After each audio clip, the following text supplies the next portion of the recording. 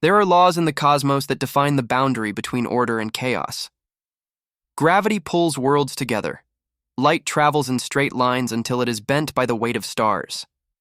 And when a comet approaches the sun, the solar wind pushes its tail outward, blowing the dust and gas away into the freezing dark. This is the standard model. This is what we expect from the clockwork of the solar system. But what happens when the sky breaks its own rules? Right now, astronomers are tracking a phenomenon that defies the behavior of a natural object. Comet R2 SWAN and the fragmenting body known as Atlas are closing in on the inner solar system. Yet it is not their proximity to Earth that has silenced the observatories. It is their orientation. Researchers have observed a sunward tail, a spike of material pointing directly at the star it should be fleeing from. In the dry language of astrophysics, they call this an anti-tail, an optical trick of dust and orbital geometry. But there is another theory, one that is whispered in the corridors of speculative physics and echoed in the oldest myths of mankind. We believe we are the first advanced civilization to walk this earth. We measure our history in thousands of years, assuming the millions of years before us were filled only with the roar of beasts and the silence of the jungle. But deep beneath our feet, and now high above our heads, the evidence is mounting. We are not the first. What if these celestial visitors are not random balls of ice and rock? What if their arrival is timed? What if R2 SWAN and Atlas are not comets at all, but the decaying remnants of a world that existed long before the first dinosaur took a breath? We are staring into the abyss of deep time, and for the first time in history, the abyss is staring back. To understand the magnitude of this anomaly, we must first strip away the comfort of the familiar. When we look up at the night sky, we see a static void, a peaceful backdrop to our chaotic lives. But the solar system is not a painting. It is a dynamic, violent, and recycling engine. And Comet R2 SWAN is behaving like a ghost in the machine. Discovered in the vast darkness, R2 SWAN immediately confused those who studied its spectral signature. Most comets are dirty snowballs, comprised of water ice and dust from the formation of the solar system. But SWAN is different. It is rich in nitrogen, glowing with a distinct electric blue hue that sets it apart from almost every other object in its class. This chemical composition is rare. In fact, it is so rare that it suggests an origin story completely different from the standard Oort cloud narrative. Then there is the matter of the tail. Physics dictates that the solar wind, a stream of charged particles erupting from the sun, should strip material off a comet and send it streaming away from the star. Yet images of R2 SWAN and the fragments of the shattered Atlas object show a distinct spike pointing toward the sun. While scientists rush to explain this as a perspective illusion caused by the Earth's crossing of the comet's orbital plane, the visual remains unsettling. It looks less like a natural tail and more like an exhaust plume, or perhaps a magnetic tether interacting with the solar currents. Consider the implications of the object known as Atlas. It was promised to be the comet of the century, a spectacle that would light up our skies. Instead, it shattered. But it did not just crumble into dust as a loosely packed ball of ice should. It deployed. It broke into distinct structured fragments that maintained their trajectory, suggesting an internal cohesion that challenges the dirty snowball theory. If we view these objects through the lens of geology rather than astronomy, a disturbing possibility emerges. Nitrogen is the primary component of Earth's atmosphere. If a terrestrial planet, or a civilization inhabiting one, faced a cataclysmic destruction event millions of years ago, the debris would be ejected into space. It would freeze. It would orbit the sun in vast elliptical loops lasting thousands of years, and eventually it would return. We are looking at R2 SWAN and seeing a chemical fingerprint that matches a planetary atmosphere, not a primordial ice ball. We are watching Atlas fragment like a derelict satellite re-entering a gravity well. The mainstream scientific community calls this a curiosity, but those who study the cycles of time call it evidence. These are not visitors from the edge of the galaxy. They are time capsules. They are the frozen wreckage of an epoch we have forgotten, circling back to remind us that we live on a graveyard of empires. The timing of their return is precise. As Earth's magnetic field weakens and our own civilization reaches a tipping point, these ancient messengers appear on the horizon. The sunward tail is not just a quirk of physics, it is a pointer. It draws a line between the traveler and the source, completing a circuit that has been broken for eons. As they close in around Earth, we must ask ourselves a terrifying question.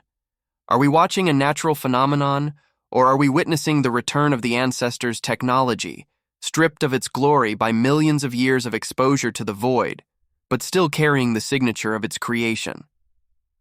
If humanity were to vanish this instant, the silence would be deafening, but the erasure would be slow and absolute. Our steel skeletons would rust into dust within centuries.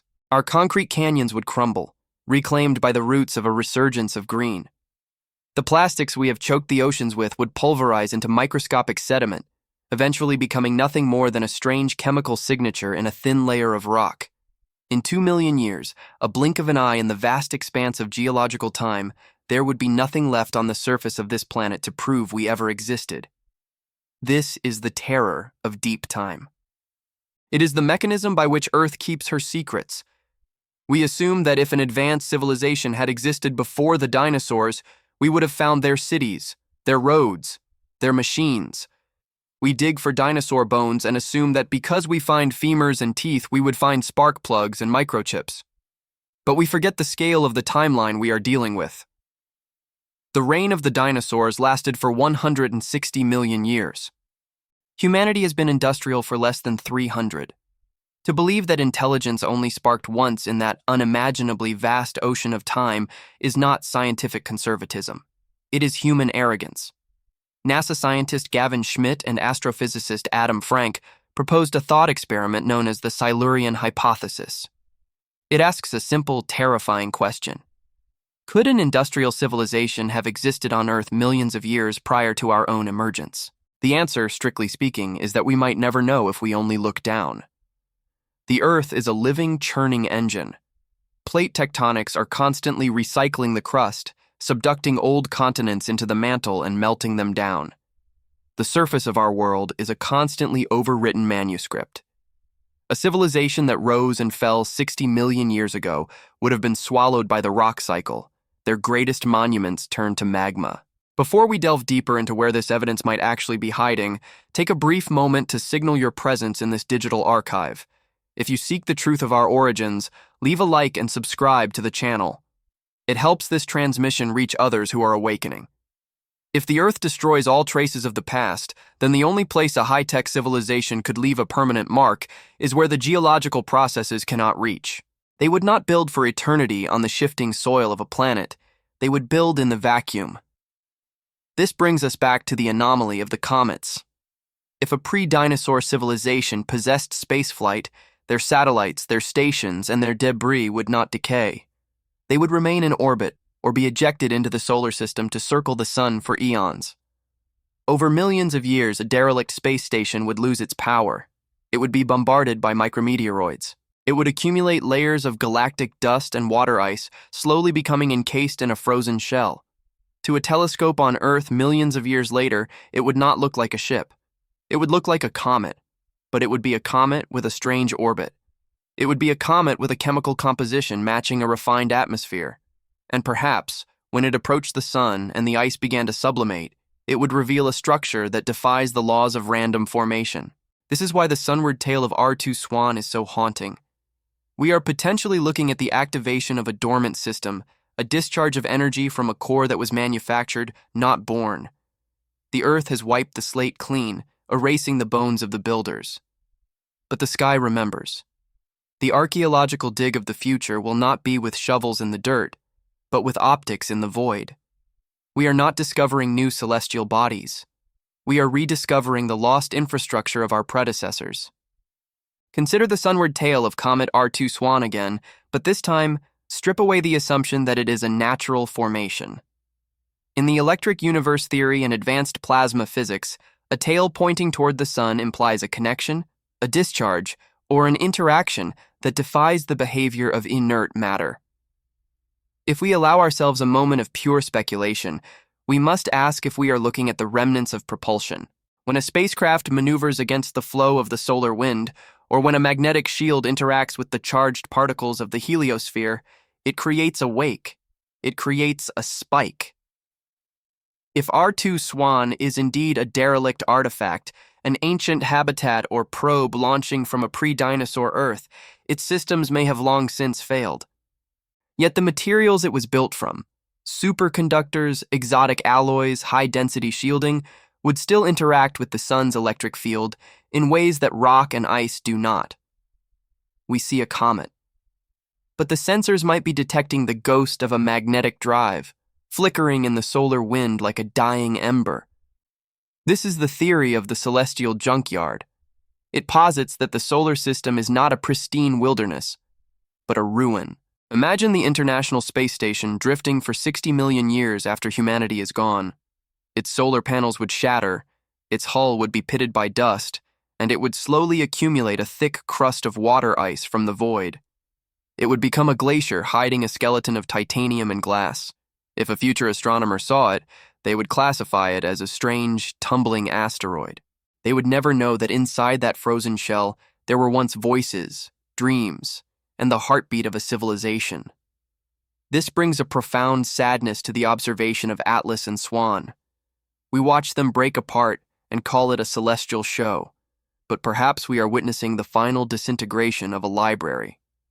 The nitrogen signature of R2-SWAN is particularly telling. Nitrogen is the breath of life, the primary gas of our atmosphere. A concentration this high suggests that this object was not formed in the sterile vacuum of the outer rim, but was born from a world with an atmosphere. It is an encapsulated bubble of a lost time, leaking its contents back into the black.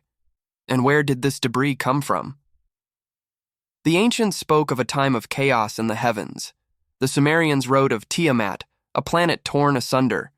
The Greeks spoke of the War of the Titans. Almost every root culture on Earth holds a genetic memory of a war in the sky. We have dismissed these as metaphors for thunderstorms or eclipses. But if a technological civilization existed here before the dinosaurs, their end might not have been natural. It might have been conflict. The asteroid belt itself, that vast ring of rubble between Mars and Jupiter, is often cited by mainstream science as a planet that failed to form. But the irregular shapes and metallic compositions of many asteroids suggest the opposite. They look like a planet that was destroyed. If a war was fought in orbit millions of years ago, the resulting debris field would be massive. Most of it would rain down on Earth, causing the mass extinctions we see in the fossil record. But some of it would be cast out, entering long elliptical orbits that take eons to complete. The orbital periods of these long-period comets are not random numbers. They are cycles. They return every few thousand, or sometimes every few million years. It is a clockwork mechanism of destruction and remembrance. The arrival of R2-SWAN and the fragmentation of Atlas may mark a synchronization point in this great cycle. We are entering a region of space, a debris field of our own forgotten history, where the artifacts of the past are returning to cross paths with the children of the present. The shocking behavior of these bodies is a wake-up call. We are looking for aliens from other stars, desperate to find someone else in the universe. But the evidence suggests we are stumbling over our own footprints. The mirror is in the sky, and it is reflecting a history we have been too afraid to accept. The tail points to the sun, connecting the traveler to the source, and suggesting that even in death, these machines remember where they came from. History is not a straight line stretching infinitely forward into progress. It is a spiral. The ancients understood this better than we do. The Vedic texts speak of the yugas, immense cycles of time where human consciousness rises and falls in rhythm with the cosmos. The Greeks spoke of the ions. They believed that the earth breathes, inhaling and exhaling epochs of civilization. When we look at the approach of R2-SWAN and Atlas, we must stop thinking of them merely as rocks following a gravitational path. We must see them as hands on a cosmic clock that is about to strike midnight. The scientific community is focused on the gravitational interactions of these bodies. But there is a silent force that governs the universe, far stronger than gravity, yet often ignored by standard cosmology. Electricity. The universe is 99% plasma.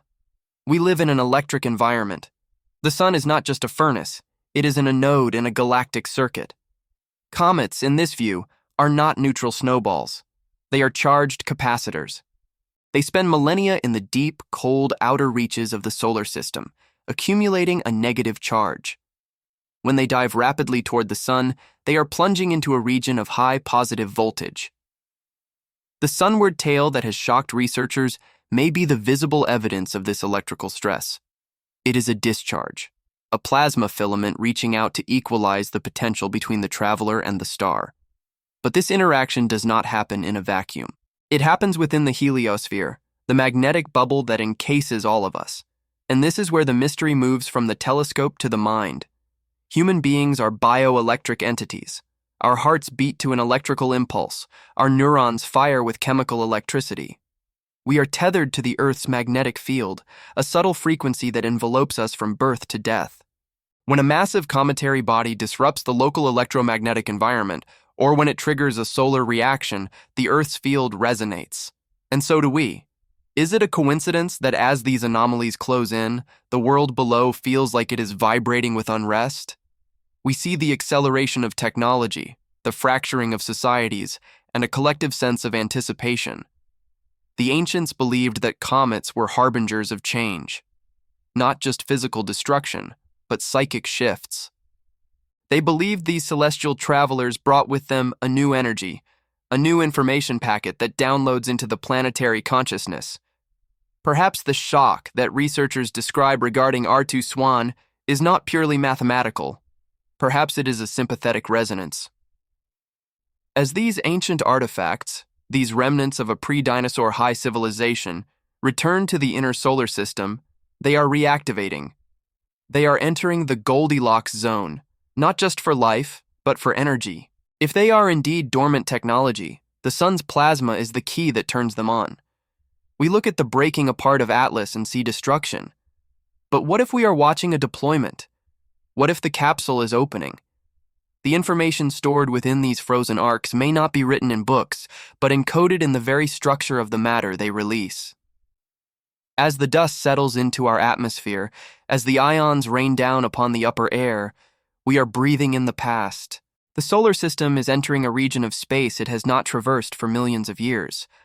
A high-energy cloud that is lighting up the comets and altering the sun. The civilization that walked this earth before the dinosaurs may have understood this cycle perfectly. They may have timed their launches, their time capsules, to return precisely when the energy conditions would allow for a reawakening. We are not just observing a rare astronomical event. We are living through the turning of the great year. The comets are the alarm clock, and humanity is waking up from a long amnesiac slumber to find that the house we live in was built by giants who have only just stepped out of the room. Finally, we must confront the ultimate implication of R2 SWAN and the fractured messenger known as Atlas. We look at these objects through our telescopes, and we see anomalies of ice and gas. But if we look with the eyes of the hypothesis, we see a mirror. They remind us that we are temporary tenants on a planet that has lived many lives before us and will live many lives after we are gone. The sunward tail is not just a defiance of physics, it is a symbol of return. It points back to the center, connecting the wandering exile to the source of its life. If a civilization as great as ours rose and fell before the first T-Rex roared in the humid jungles of the Cretaceous, it humbles us. It tells us that our skyscrapers of glass and steel are fragile. It tells us that our internet, our digital clouds, and our vast networks are fleeting sparks in the dark. If the Earth decides to shake us off, the only record of our existence will be the satellites we left in the silence of space, waiting millions of years to turn into comets for the next species to wonder at. But this realization also gives us hope.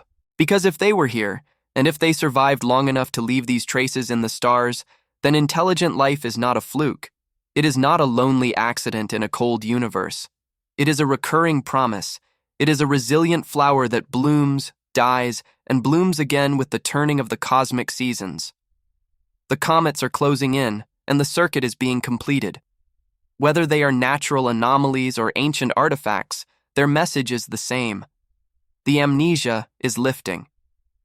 The universe is full of mysteries that science is only just beginning to touch, and the rigid dogmas of the past are crumbling under the weight of new evidence. R2 SWAN and 3I Atlas are just the beginning of this disclosure. The veil of history is thinning, and what lies behind it is stranger and more magnificent than we ever dared to imagine. Do you believe we are the first to conquer this world? Or do you feel somewhere deep in the double helix of your DNA the memory of a time before the dinosaurs, a memory of a golden age that is now circling back to meet us? Look at the night sky tonight. The past is returning. If this journey has sparked a question in your mind that you cannot silence, then you are part of this rediscovery. Share this video with those who are ready to wake up, for the algorithm suppresses what it does not understand, but the truth finds a way. And if you want to continue exploring the lost chapters of Earth's history and the mysteries of the cosmos, you must join us. Click the subscribe button and ring the bell. We are building a community of seekers, and the archive is far from complete. I am your narrator, and until next time, keep looking up. The history of the solar system is written in orbits, and they are eternal.